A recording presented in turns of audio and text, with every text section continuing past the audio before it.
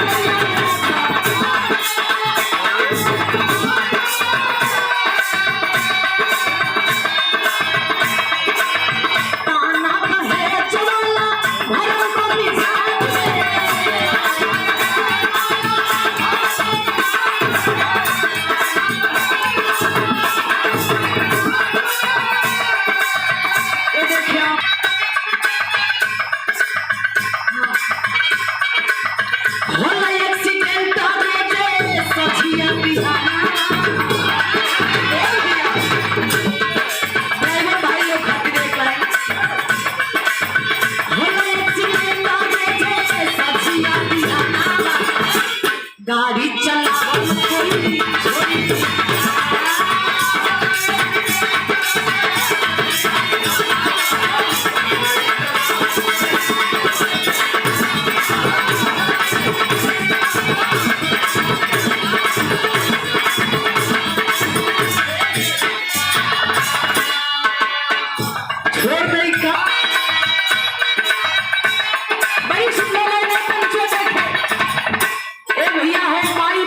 सेवा सबसे बड़ा धर्म है। ध्यान का ऐसे बड़ा कोने धर्म पूजा पाठ ना है।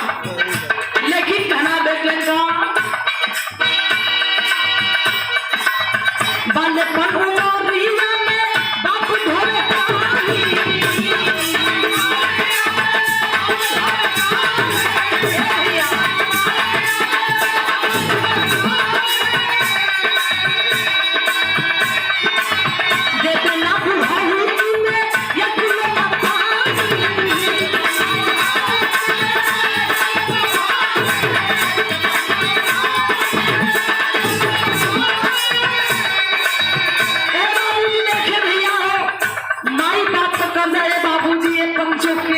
चुकाई कोनो जन्म में नहीं कोई चुकाई ना कोई चुकाई।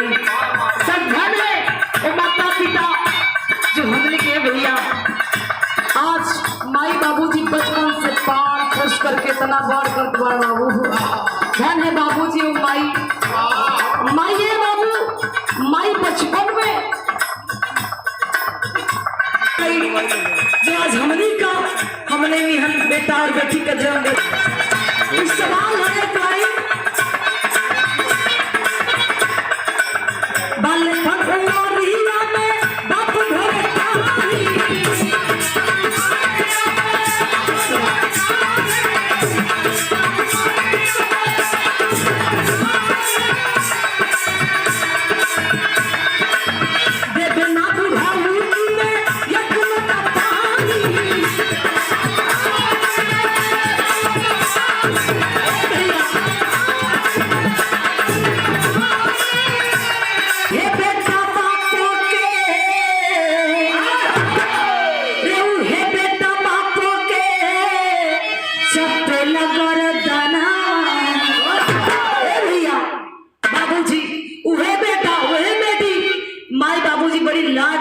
भरे ये वो पर कपड़ा पहिरला लेकिन बेटवा चार बकरी से चाही परेश मारल धन वो माता पिता लेकिन आखिरी में होलागा बाबू भैया ये मत सोची कि आज हमके बेटवा हमके सेवा नहीं करत है। लेकिन संस्कार में कमी होला।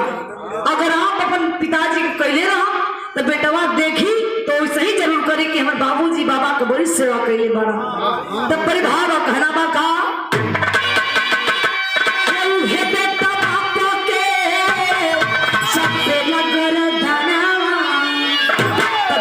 जन्म जी